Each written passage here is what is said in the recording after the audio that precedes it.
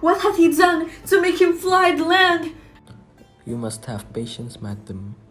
He had none. His flight was madness. When our actions do not, our fears do make us traitors. You know not whether it was his wisdom or his fear. Wisdom? To leave his wife, to leave his babes, his mansion, and his titles in the place from whence himself does fly? He loves us not. All is fear, and nothing is in the love. My dearest cause, I pray you school yourself. But for your husband, he is noble, wise, judicious, and best known the fits of the season. I take my leave of you. Fathered he is, and yet he's fatherless. I am so much of a fool. Should I stay longer, it would be my disgrace and your discomfort. I take my leave at once. Sirrah, your father's dead. And what will you do now? How will you live? As birds do, mother. What? With worms and flies? With what I get, I mean. My father is not dead for all your saying. Yes, he is dead. How wilt thou do for a father? Nay, how will you do for a husband? Why, I can buy me 20 at any market. Was my father a traitor, mother? Ay, that he was. What is a traitor? Why, one that swears and lies. And be all traitors that do so? Everyone that does so is a traitor and must be hanged. And must they all be hanged that swear and lie? Everyone. Who must hang them? Why, the honest men. Then the liars and swearers are fools. For there are enough liars and swearers to beat the honest men and hang up them. Now God help thee, poor monkey. But how wilt thou do for a father? If he were dead, you would weep for him. If you would not, it were a good sign that I should quickly have a new father. Poor battler, how thou talkest! What are these faces? Where is your husband? I hope in no place so unsanctified, where such as thou mayest find him. He's a traitor.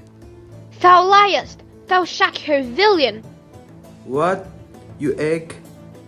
Young fry of treachery. He has killed me, mother. Run away, I pray you.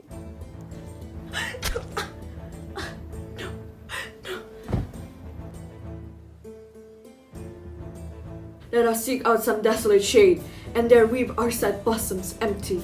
Let us rather hold fast the mortal sword, and like good men, bestride our downfallen birthday. Each new morn, new widows howl, new orphans cry, new sorrows strike heaven on the face, that it resounds as if it felt with Scotland. The stride whose name blisters our tongue was once thought honest. You have loved him well, he hath not touched you yet. I am not treacherous. But Macbeth is.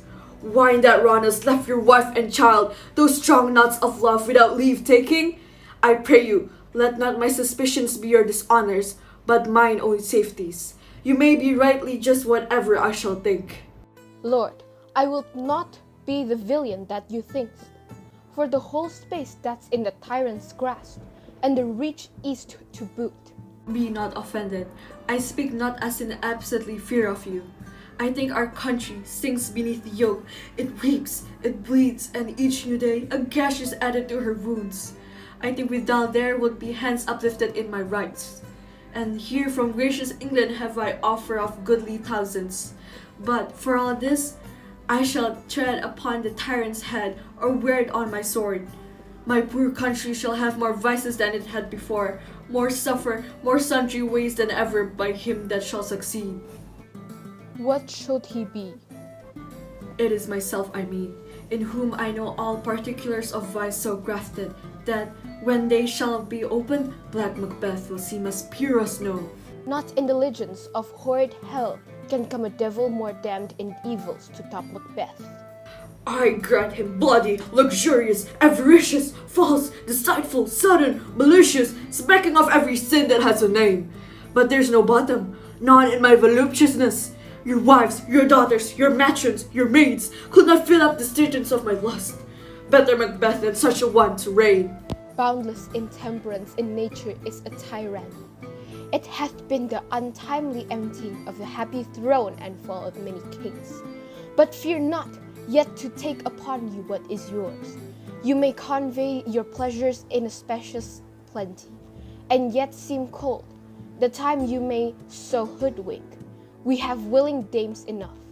There cannot be the vulture in you to devour so many as will to greatness dedicate themselves. With these there grows in my most ill-composed affection, such a stanchious avarice, that were I a king, I shall cut off the nobles for their lands, desire his jewels, and this other's house. My more having will be sauce to make me hunger more. This avarice sticks deeper, grows with more pernicious root than summer's seeming lust.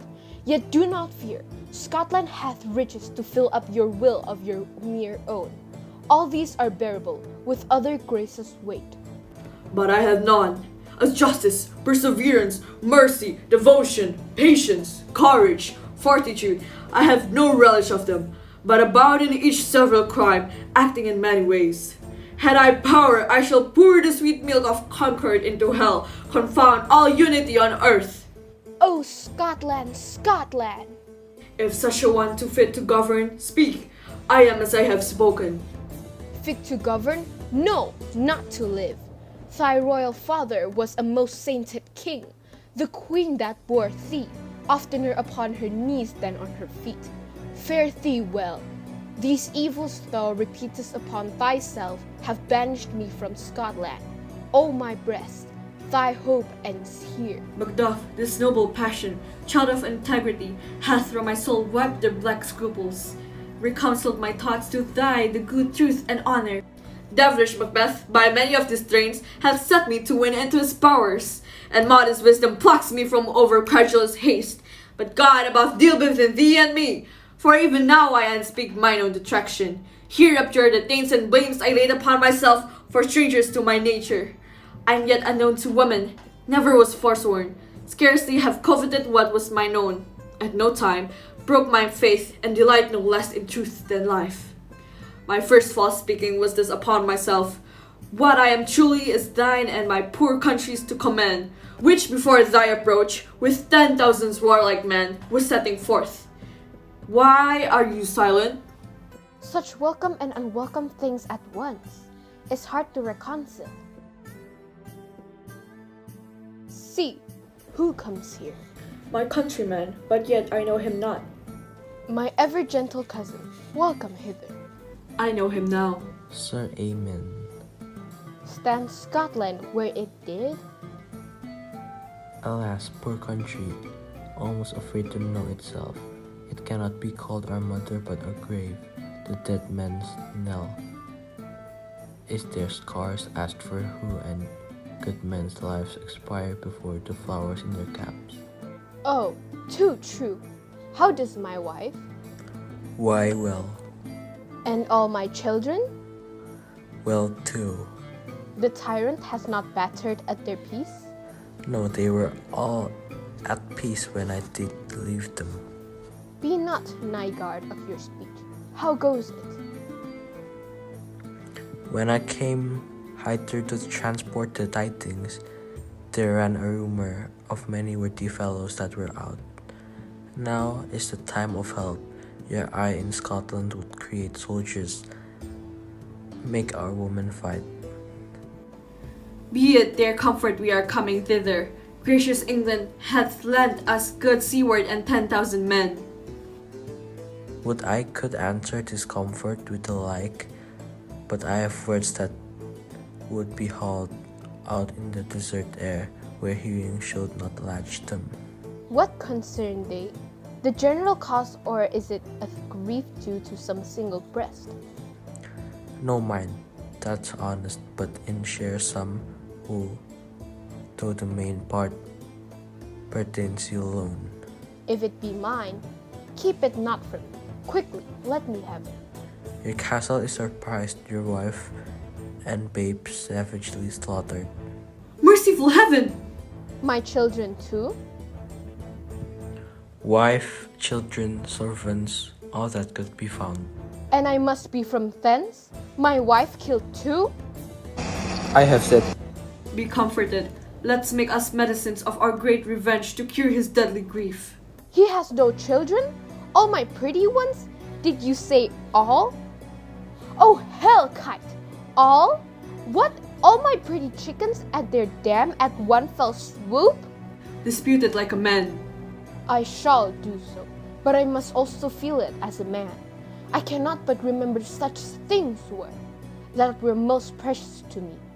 Did heaven look on, and would not take their part? Sinful Macduff, they were all struck for thee. Heaven rest them now. Be this the whetstone of your sword. Let grief convert to anger. Blunt not the heart, enraged it. Oh, I could play the woman with mine eyes, and braggart with my tongue. But gentle heavens front to front bring through this fiend of Scotland and myself. Within my sword's length set him. If he escape, heaven forgive him too. This tune goes manly. Come, go we to the king. Our power's ready. Our lack is nothing but our leave. Macbeth is ripe for shaking, and this power above put on their instruments.